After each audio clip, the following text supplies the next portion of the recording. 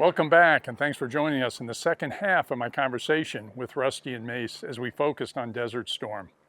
We'll continue to hear about the performance and logistics and the planning associated with the F-111F and what made it so successful. We're also going to hear about their training mission in which they had to attack Greenland, and I'm going to let them explain that to you.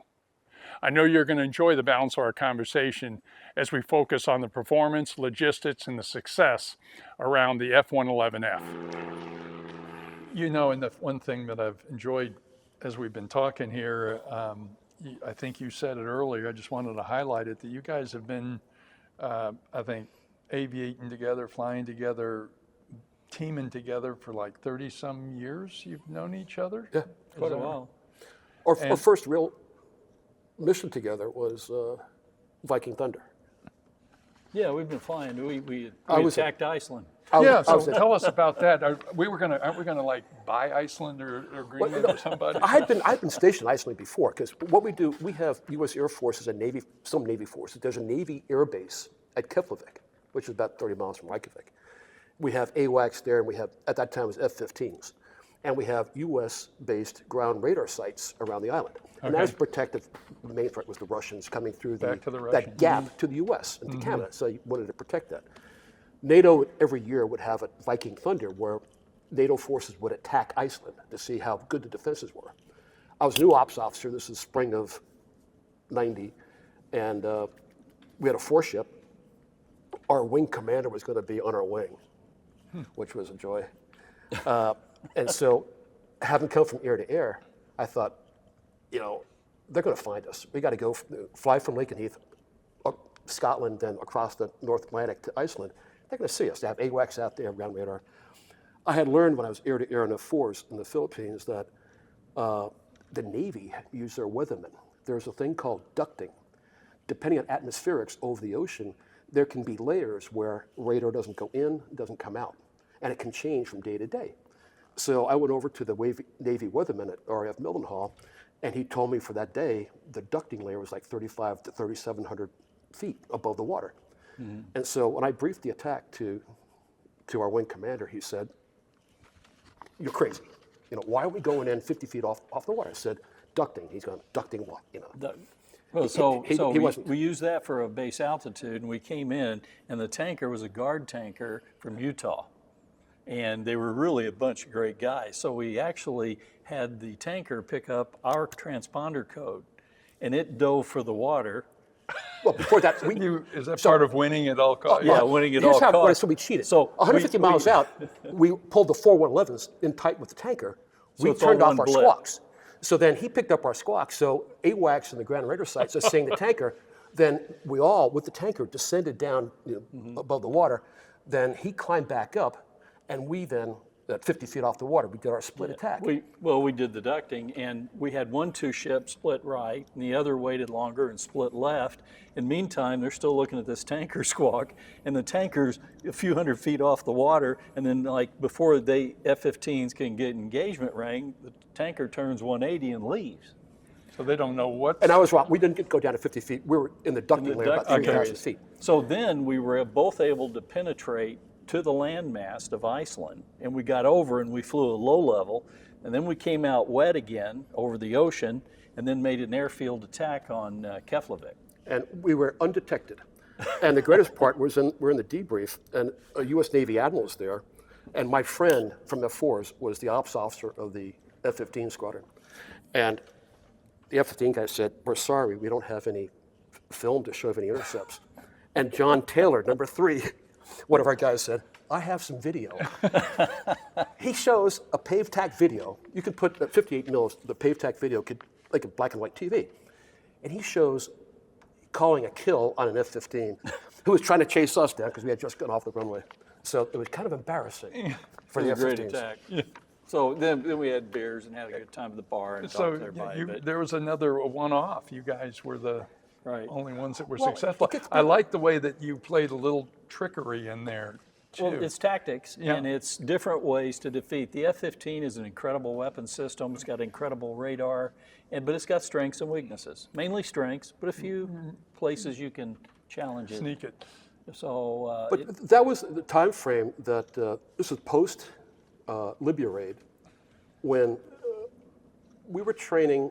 Yes, we had to pay tax, so we focused on precision weapons, but we had deployments to Turkey or Spain for like 45 days at a time, and we would fly in unfamiliar territory, which was good for the crews. overland ranges, bombing ranges. In England, we always had the same ranges, the same low-level routes.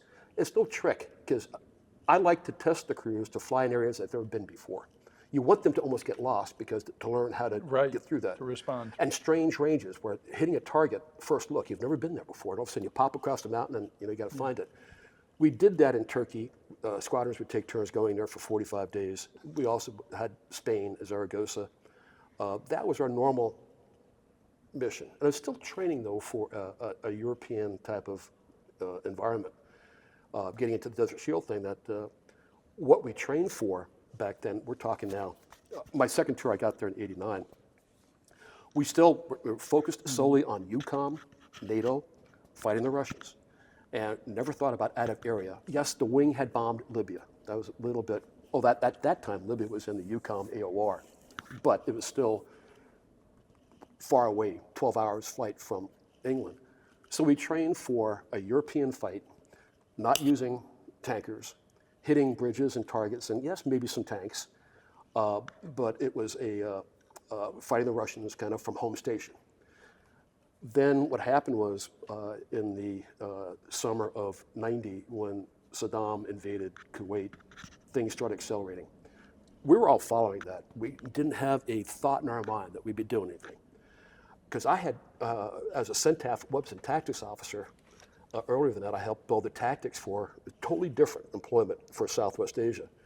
And the unit to go was the F-111D unit out of Cannon Air Force Base at 27th. I flew New with Mexico. them. I flew with Okay, them. that's what you're talking about. New Yeah, I Mexico. flew with them all the time. And I trained those guys. I'd go every couple of weeks. I'd fly with them. I'd brief them what's going on. They had RISC, War Spares Readiness Kits, of their spare parts and things like that, test kits for the different avionics.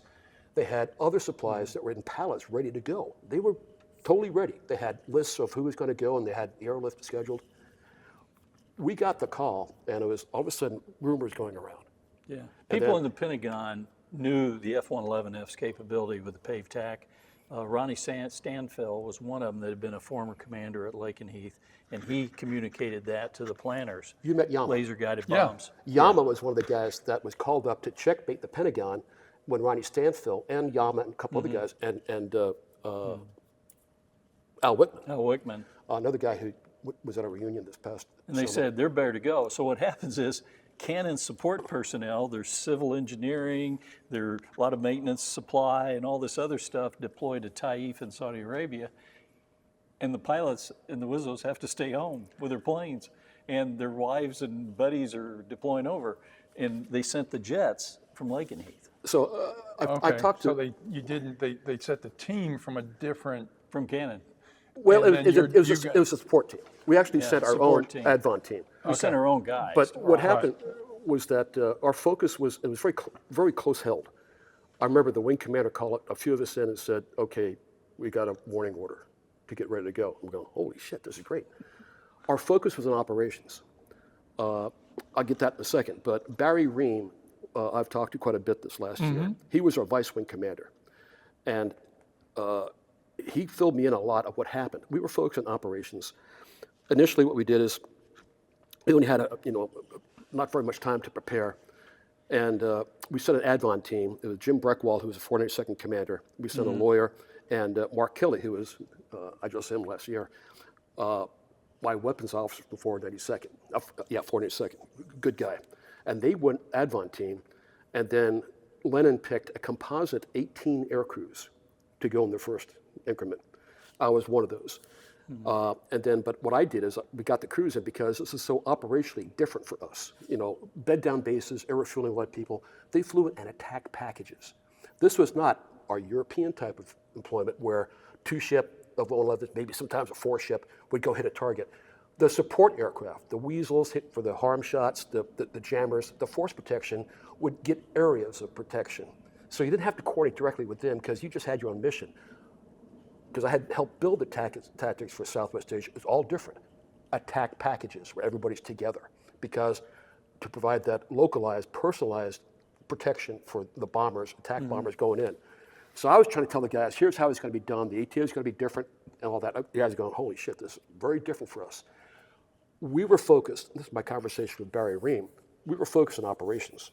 So we deploy, and we flew down there and we had just the weapons we had on our We didn't have any bombs. And so This is from Lake and Heath. From Lake From and Lake and Heath all the to way to Taif in Taif. Saudi Arabia.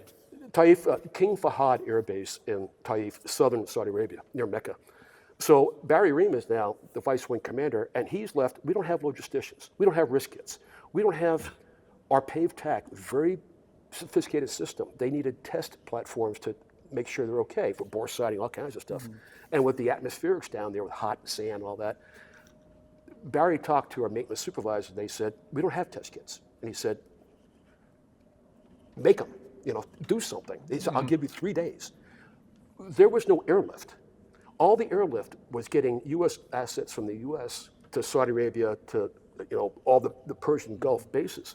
Most of that was Army. It And was I just, remember the discussions we about had no all spare that, kits. your people and We were a ground wing stuff, I that was guess. not supposed to deploy. Yeah. Cannon is all ready to deploy, and they're staying home. So the very fortunate thing, I didn't know this until last year, our RM, a colonel, I forget his name, he is in the Lake and Heath BX, and he sees an old friend who is a MAC colonel, a C-130 wing colonel. His aircraft are based at Alconbury, just up the road. And our RM, resource manager colonel, is telling this guy, we don't know what we're doing. We have no airlift. We get people, we got to get spare parts to Saudi Arabia. The guy says, I'll make it happen. We had C-130s coming routinely until, this is for weeks, until Evergreen and the other commercial assets could do that. So this is leadership of the Barry Ream and the maintenance supervisors back home. They cobbled together what had never been supposed to have been done, a deployable wing. And so we're there in Saudi Arabia, and we got there because my background was CENTAF, and I knew everybody, the commanders up there in Riyadh. I was the liaison and all that, and I'm worried because we only have a few weapons per aircraft. How are we going to hit these targets? We don't have any weapons. Yeah, I was really happy. I was out. I met the first Evergreen aircraft that came in, and they had BL-109 bomb bodies, 2,000-pound bombs. And I'm going, yes, we got them. But you got to remember, to put things in perspective, operators fight wars, logisticians win wars. Yeah. And that's what it's all about. You've got to get the logistics. And the United States during Desert Storm excelled at that in spades. We took the time to build our forces, to get the supplies, get what we needed to do battle, and we did it. And fortunately for us, we didn't know for the first, I can't remember, I think the first couple of weeks or so, we thought we'd be going to war the next day. We didn't even know. Yeah. We were going around from a cheap hotel to Saudi barracks to food was MREs. Uncertainty was the name of we didn't know if war tonight, tomorrow, next week, or at all. When are our bombs getting here? What about supplies? We need more crews. It was a roller coaster It was for the tough. air crews because we're going to war, we're going to war. Nope, stand down, we're not going. And then we have we're going to war. We're we going have to a war. whole other problem back home. We had the majority of the air crews didn't deploy. And so now you have the angst of those guys who they wanted to go, why wasn't I picked? Why did they pick that guy, not me? And it wasn't a squadron that went, it was a composite thing. So there's all this uncertainty. It was only after a few weeks. And then when I started going up to Riyadh, I realized that, okay, it's not going to happen right away. But still, even they didn't know. You didn't know. You were there. Now, and I did not like, I still don't agree that we deployed as a rainbow, multiple squadrons, because you didn't know each other. It gets back to that, knowing your crewmates, knowing your squadron mates, and knowing how they do, where they need support, where you can be supported by them.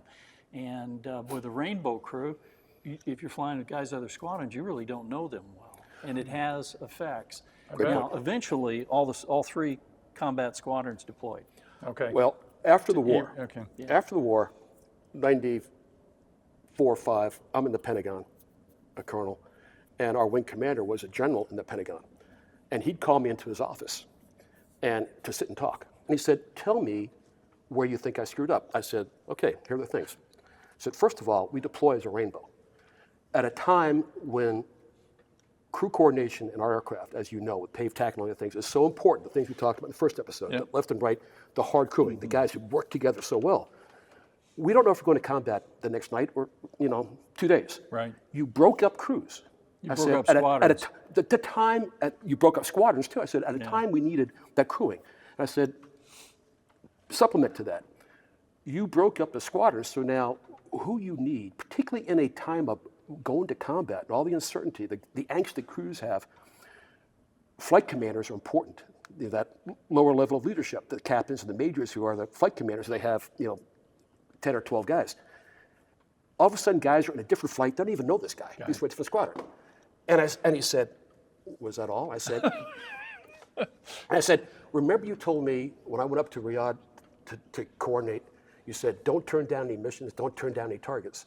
And I said, I did every day. And he said, I kind of thought you did.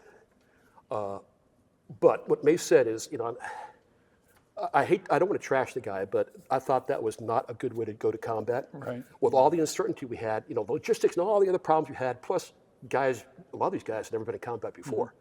Here you are, you fly with a different guy. He's my flight commander. I don't even know the guy. I don't know the guy. I don't know. And so, and it gets. it's tough. You have to, if you're going to say something negative about somebody, say something good. The single most important thing that Colonel Lennon did, later Brigadier General, is Lakenheath, when I got there, very few people were proficient in the paved tack system, the laser system. Right. Very few people. And the WIZZOs, they had to be a certain, and they got voted on by the other WIZZOs, and they would allow them to get in the paved tack program.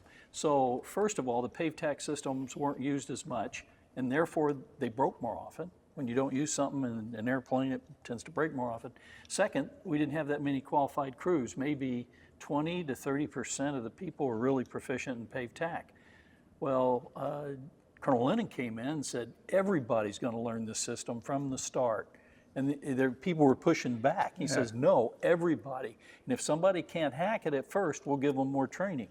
And that made a huge difference in getting us ready for Desert Storm. He didn't know Desert Storm was coming, but he says, you've got this incredible system on this plane, and you're not using it all the time? Right. I think his So that was a good call. thing. I think his hard-ass approach to the wing, too, and I told him this, was good. On the other hand, he made a couple of, things that I wouldn't have done, but he took control, and he said that's what he wanted to do. He said, you were in Vietnam. He said, remember how it was with uncertainty, they got families back home or girlfriend. Sure.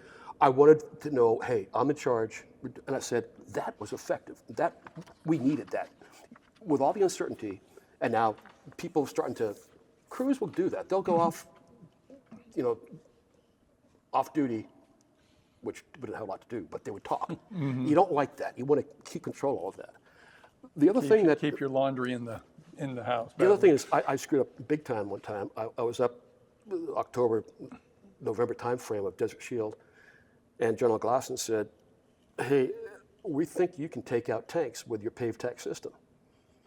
And he said, what do you think? And I said, well, it wouldn't be hard to find a tank, on IR signature because they're hot. And I said, but that's not a good mission for us. I said, we're better off hitting with our laser guided capabilities, command posts and bridges and things like that. And I said, I don't think that's a good mission for us. And he said, well, I kind of thought it was good. And he said, all right. So I flew back to Taif, and normally what I do is when I come back from Taif, because I had all this cool information, Tom Lennon, the other wing commander, and the squadron commanders, I would get them in my skiff, and I'd give them a debrief. Didn't even get to the room. So I'm telling, Lennon meets me as I'm getting off the aircraft to go into the skiff. He said, so what's the biggest thing? I said, General Glasson wants us to hit tanks with our laser guided system. And he said, what'd you tell him? And I said, no, that's not a mission for us. He said, get back in your fucking aircraft. He said, you go right back up there and you tell him we'll do it. So I went up there and I said, I was wrong. I was wrong. And we killed a lot of armored vehicles. Okay. So that turned out to be a probably one of the most talked about things in the war, the tank plinking. We called it plinking. And we would fly over pre-designated targets and we would identify it and deliver a 500-pound bomb on it through laser guidance. It hit the tank tank disintegrated. I mean, it was nothing. And a matter of fact, when we started killing these, intelligence would come back and go, well, we don't see anything there in the post reconnaissance. You didn't hit anything. Yes, we did. We'll show you the film. And they said, we're not allowed to look at the film. That was a bad part on Intel at the time. Wow. But anyway, we destroyed more tanks they and armor. went back and they looked closer and they would find the gun barrels was all that was really intact. They could So find the just gun the barrels, and destruction it would took just total particles. destruction. We've got the numbers here for you, but Yeah. in the end, the objective assessment, bomb damage assessment, said that our tank plinking killed more armor and Iraqi tanks than any other system in the war. We're talking Abrams tanks, A-10s, Apache helicopters. Wow. Back in the Pentagon after the war, I was brought in sometimes to brief the Joint Chiefs, tank sessions. There were arguments about that, and I was prepared. What the Army generals talking about, we killed, or Abrams and all that. Well, Rand and others did studies showing, hands-on bomb damage assessment after the war, and they said, yes, there were Iraqi tanks obviously were hit by Abrams, but they're already dead. Because the laser-guided bombs very often would hit the top of the tank. Sometimes it'd blow the turret off. Sometimes just be a little hole, but everything inside would be gone. Yeah. It was so bad that apparently the chief of Iraqi armor during the war started telling his people, don't sleep in your tanks because you're going to die, because we were hitting them at night. We hit around 1,500 self-propelled artillery, tanks, and armored personnel carriers. Around 1,500 we destroyed. Tom Lennon was to save the day. He corrected my big mistake. I went up there and I told him that, and he said, That's pretty amazing what you just talked about said- there, that decision that was made. General Glosson said, we're going to have to prove it. I said, okay. So we came up with a thing called Operation Night Camel. And I think it was like late November, early December before the war started in January. And what we did is we'd fly up towards the border, and I asked for just F-15s, and I said, the other thing is, please tell the Egyptian, the other allied SA-3 people, don't shoot at us, And then I brought my own PAVE-TAC tapes. And I remember sitting on the floor in CENTAF headquarters with General Horner, General Glosson, Army generals were there, about 5 or 6, 7 generals. And I put the thing in, and it was like looking at a black and white TV. And the general said, is it that easy to do? And I said, yeah. And they were as happy as could be. So, yeah, Tom Lennon saved us on that. Yeah. I would have, I didn't think it was short-sighted. He was difficult, but we got through the war. We didn't lose an aircraft, and the F-111 killed more targets than anybody. We also killed more bridges and aircraft shelters, and we were, several studies said that the top attack aircraft in the war was the F-111. The Gulf War Air Power Survey, GWOPS, which was done immediately after the war, put all this information together, and Tom Keeney actually briefed us when I went to School of Advanced Air and Space Studies. He briefed us that the hero of the war was the F-111. But the problem was that we think, this is just supposition, that even just after the war, the Air Force knew they wanted to, the decision was just a couple months after that, they already knew they wanted to retire the system because it's too hard to maintain, and they downplayed a lot of the success. Yeah, that would be in my head, because I never really knew much from a civilian side.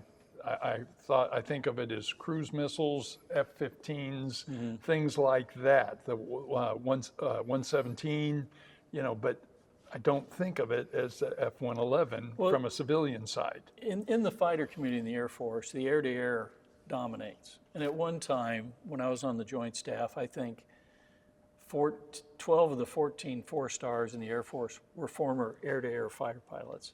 So they think in air-to-air terms, that's their community. And the F-111 was not an air-to-air fighter. It could defend itself, we could employ missiles, but we couldn't turn and yank and bank with the others. You lost too much energy. The F-111 has a very high combat wing loading.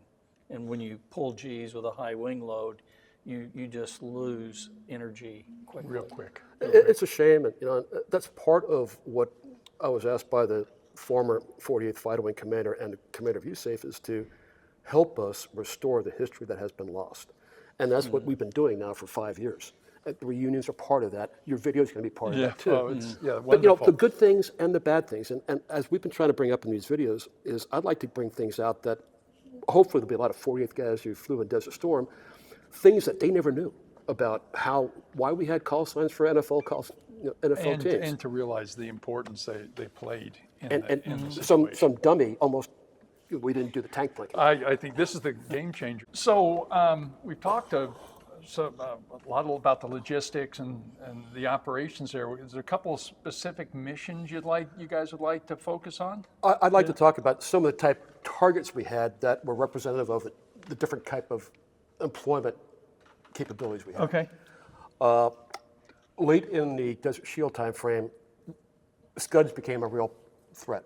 You know, the Iraqi air-to-surface. They're firing into Israel. Okay. And into the So forces, but into Israel. General Glosson said, we need to put you guys on Scud alert. And I asked for information about where they were. And the debate there, I lost that debate because they didn't know exactly where they were. And they thought using our paved tech system, we could go out there with our IR acquisition, we could find these things in the desert. Impossible. I try to tell them it's like trying to find a pea on a carpet looking through a soda straw. Okay. If you don't tell us where they are, we can't do that. I lost that discussion. We eventually had to put aircraft on alert to go after Scuds, which I thought was a waste of sorties. Another one that we actually won this argument, for the first night, he wanted to take out 3 auxiliary airfields. And he said it's very important. They're just across the border into Iraq. And he said, I want you to use Durandal to take those out. And having seen B-52s being shot down in Vietnam, bomber stream, I said, no, that's a bad weapon for us because What was the weapon? Durandal. It's a French munitions dispenser that you have to fly down the runway, and then they shoot out these rockets. Okay. Oh. And I said the problem is, I would think to get a 0.9 PD probability of destruction, you're going to need 12 aircraft to do that for each runway. And I said bomber stream. I said bad idea. Vietnam, bad idea. You have to fly right over the top of the runway at 200 feet. And they would hook and slice. And they would go down, point down, and then a rocket motor would shoot them deep into the concrete. And in theory, they were kind of a cool weapon. Sounds but cool, but trying to employ them in combat, where do you think they put most of their air defense systems? Around the runways. Well, I'd seen the test videos from 111s, and the problem was that they'd come out, and then depending on where they were pointing, the rocket motors go, and they'd hook and slice. So that's why you would need, just going from memory, I said, JMEM, Joint Munitions Effectiveness Manual, would say to get a 0.9, meaning 90% probability of destruction, we need probably 12 aircraft per runway. That's 36 aircraft, half of our sorties the first night. And he said, got to take them out. And I said, how about if we do laser guided bombs from medium altitude? And the French had built these airfields, runway, and they'd have the parking aprons all coming down to one little taxiway. So I said, we can take out those taxiways. They can't go anywhere. And so he was going, And I said, sir, 4 aircraft instead of 12 each runway, that saves you 24 aircraft. All of a sudden he's going, yes, yes. So that was a success story. Another one I lost, this gentleman was involved, was the #1 target priority for CENTAF was Salman Pak Chem Bio bunker south of Baghdad. And we got that, and the general said, our thought is that you have 1 aircraft go in, bust the thing open with a laser-guided bomb, and then the second guy come in at 400 feet, dropping incendiary CBU 5871 to burn off the aerosols. And I said, sir, that's not going to work. And he said, go back to Taif. I'll have the U.S. expert on chem warfare call you on your secure phone. The guy called me and said, the flash point of the CBU is not within hundreds of degrees of doing this. I went back up to Riyadh and I told them this, and I was eyeball to eyeball, and I was told, #1 target, do it. So we did it, and I didn't know anything until I talked to a friend of mine, Jim Young, this is just 8-10 months ago, and he was the mission commander, 494th commander. And what happened that night was that General Schwarzkopf talked to General Colin Powell, who was chairman of the Joint Chiefs, #1 target. They were concerned that the wind had changed and that if we blew open that bunker, the aerosols were in there, and I thought it was just, I didn't know it was sarin, whatever. It was anthrax and all kinds of other stuff, apparently, that would blow into Baghdad, and there'd be thousands and thousands of people killed. So I'd already told our wing commander, and he said, how many aircraft we lose on that one? I said, I don't think we'll lose any aircraft on that mission. You may lose air crews 6 months later, because I think the guys flying over the target at 400 feet, those aerosols are in the air. The CBU is not going to burn it off. Those guys are going to have, The chem and bio attacks are a real concern for the leadership of the United States because Saddam had it. He had used chemical weapons on the Iranians in the Iran-Iraq war that went from 80 to 88, and we were concerned about that. The mission was changed at the last minute. See, I was in Kursk because I didn't know any of this was going on. Jim Young told me, who was the mission commander, they changed it to an F-117 busting it open with a laser guided bomb. Then Jim Young was coming through with aircraft with Gator Mine, CBU 89. And I'm thinking, Gator Mine? Gator Mine is like canisters like that, and they have tripwires. And they go off randomly, and if a person or a vehicle goes by that, it'll start, it goes off. The problem was they wanted to destroy the weapons, which would naturally disperse to some extent, and they didn't have a good way to destroy the chemicals that were dispersed. And this is just like 6 months ago or 8 months ago. Jim Young and I were talking, and we thought, and I said, Jim, Gator Mine. And then we thought, well, maybe it's so important that, Glasson had told me that is the most important target. It was obviously important to the chairman of the Joint Chiefs. Yeah. I think what they were doing is thinking that maybe not all the weapons were destroyed. They wanted to, at least for 72 hours, keep Iraqis from getting in there to get those munitions. Yeah. So that was a key target. And then we talked about Ali al-Salam, the airfield target that I was on that first night, the Silver Star, Denny Ertler. That was a key target too. But again, the computers in the Air Force said we were going to lose aircraft, particularly Ali al-Salam, 3 aircraft. We didn't lose anybody. Right. So I think those are different type of missions we had. We had guys going after communication towers and things like that with CBUs. So, but majority of our missions we had aircraft shelters. A lot of shelters. We had big posters of every airfield, a picture, overhead picture, with all the shelters on them. And when we would destroy each one of the aircraft shelters, you'd put a big red X. And we provided the and best, we provide that intel back the best to BDA that CENTAF had, because another great thing Tom Lennon did is we came back from our missions. He had teams set up. We deployed air crews that weren't checked out yet, who couldn't fly, but we deployed them there to help read the videotapes and debrief the crews. And they were, as Mace said, we were able to tell CENTAF intel in almost, when the guys landed, a few hours after the target attack, this target's destroyed, this one was not destroyed. Right. What great info that is for the battle coordinators to be able to know what we did. Because combat's all about information. It's operating within decision cycles of the other guy. And if we can get the information quicker and execute, we're going to win. And I think that organization that Colonel Lennon put in, there are books written about it where General Horner, the commander of CENTAF in the war, said that, Tom Lennon, he was organized. One of the funny missions that I had was kind of cool. We were hitting ammunition storage bunkers. Okay, so we had 8 aircraft in my flight, and then each of us had 2 bunkers to hit. Okay, so you've been 8 aircraft, 16 targets, so everybody made 2 passes, and then you went home. Okay. So we go in the target area, and you were using 2 bombs per bunker. So we were carrying 4 2,000-pound laser-guided bombs. These were GBU-24s for the designated. And so we would drop 2 of them, blow up 1 bunker, and then go up and blow up our second bunker, and then we would come back. You'd have to go pass around and come back? Come back, and all 8 ships did this. So we go in there, and what happened on our target is we go in there, and we drop our bombs aimed at our target, and our first 1 bomb went short, and it blew up a bunker in front of it. Our bomb we aimed, it went through our target, and then hit a second target. It went through the ammunition bunker, which blew up, and bounced back in the air and hit a 3rd ammunition bunker, and it blew up. So we hit 3 ammunition bunkers. First? Don't know. So anyway, now we've got 2 bombs left. And Dave Naum, my Wizzo's going, what do we do with the bombs? Because we've already killed our 2 targets and somebody else's, who got mad at us for killing their target. But what can I say? We couldn't have done this if we tried. Right. We should have taken out 1 target on 1 pass with 2 bombs. Well, we took out 3 targets on 1 pass with 2 bombs. So we said, these are targets opportunities out here, find something. So he's looking on the paved tack. I've got a whole bunch of vehicles out here. Northern Kuwait, we need to hit this. I think we can hit this. And it looks like it's a service for the vehicles. I said, go for it. So we go in there, we drop our 2 GBU-24s, got secondaries blowing up. A secondary is like when the bomb blows up, you get other explosions. Okay. And turns out we blew up fuel tanks. Okay. And a bunch of vehicles.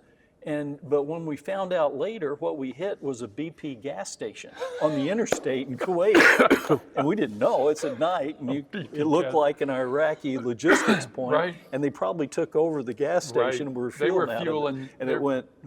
You know, it just, you talking about that reminds me that I think a lot of people, even a lot of the guys who flew in the war, don't understand how complex and huge that operation was. I don't think, with all the aircraft in the air and the things on the ground, I mean, we haven't talked about the Apaches and the Abrams, and there were special ops on the ground too. Look, we went into this war, and it was ugly for the previous war in Vietnam. And I had a master sergeant that had worked for me, and we're deployed in Desert Shield, getting ready to go to war. And he sends me a letter, and he says, "Sir, I served in Vietnam. I was, as you know, I was an F-100 crew chief, and I served faithfully and hard. And when we got little support, and when I came home, we were spit on. You have the support of an entire nation. Go kick ass." What was and cool? it just broke my heart. Yep. What he had to go through and what Rusty did in Vietnam and all the guys in Vietnam, because it was such a different atmosphere. We were getting care packages. They were sending us tons of stuff. I was going to bring that up. literally. It was so cool to get a letter from a kid in 4th or 5th grade. You have no idea who it is, and just heartfelt, and his writing saying, "I'm proud to be an American." And it's, talk about what motivates guys. That I worked answered a well. lot of those letters and of appreciation, but we'd get salsa. They were getting feminine products. I mean, it was all kinds of stuff. They were just packaging and sending the troops.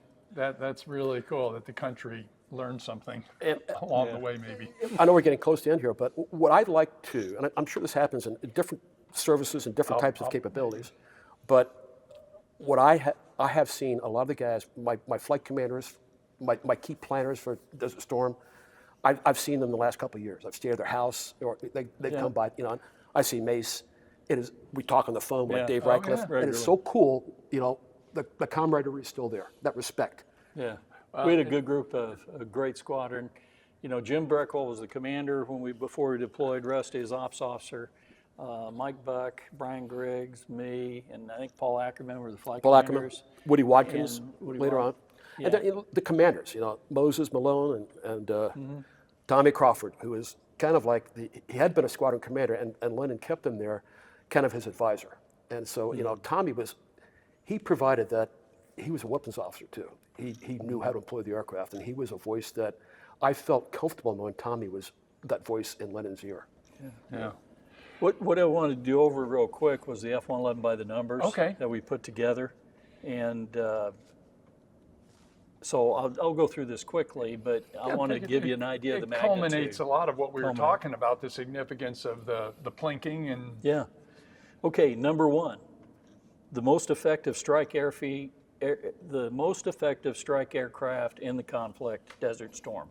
And that comes from the Gulf War Air Power Survey. The definitive war target, this was it. Target success ratio, 3.2. So that was the highest target success ratio of anybody in theater. 66, that was the number of F-111s that deployed to Taif in Saudi Arabia. 720, that was the number of offensive counter-air missions flown by the F-111. Offensive counter-air means I am going and attacking enemy aircraft either in the air or on the ground. 1,500 armored vehicles destroyed by the F-111F, like we talked about the tank plinking, and it included tanks, self-propelled artillery, armored personnel carriers. 1691, That was the air interdiction sorties flown by the F-111, and that included bridges, roads, radar sites, and all kinds of deep targets. 24-23, combat missions flown by the F-111F. 2802, these are master target list targets attacked by the F-111F. These were key important targets by Central Command. 2561, that was the number of precision-guided weapons that were employed in different kill boxes, Army targets to support the Army. And then finally, 4,500. That was the pounds of the weapon of the GBU-28 that hit Taji and went down 150 feet deep and led to the first deeply buried target. And the GBU-28 was made in 39 days from thought to finish. They used a howitzer cannon. They used buckets to fill it full of tritonol, the explosive, and put a cap on it. They sent it to the F-111s at Taif, and we had 2 of them that we deployed. And the guys who hit the successful one was aircraft commander was Dave White, and his whistle was Tommy Himes. Yep. Some pretty incredible numbers. One number I think is important with all that: combat losses. 0. The best one to have. So that was good. We could bring everybody home. It breaks my heart. We lost Art and TC and Desert Shield before the war. That'll stay with me until I pass. Yeah. But you couldn't say enough about how the high caliber people that flew and fought, up and down. And leadership. A good group of people. The maintenance supervisors, squadron commanders. So we're here, and again, guys, thank you for spending some more time with me. The history, the relationships, the bonds, clearly they carry on for a long time, helping us unwrap a little bit on the legacy of this wonderful aircraft and all the things it did to protect America and what you guys did. Just incredible. And we've got more to come. We've got more stories, and we're going to talk to more people about this and bring more of this to life with your help, and help me navigate all that. I truly appreciate that. So I want to say, first of all, thank you. Thank you, Wade. Thank you, Thank Mace. you. It's been an absolute pleasure once again. We're at the the War College here in the Capitol. It's just been a wonderful experience. More to follow. As always, we ask you to keep track of us, follow the channel, subscribe so you can see more of this. And as we push it forward, there's a lot more to come here. So as always, as we say here, watch out for that turbulence. Look for those blue skies. And we look forward to having you in the next Old Fly Guy conversation.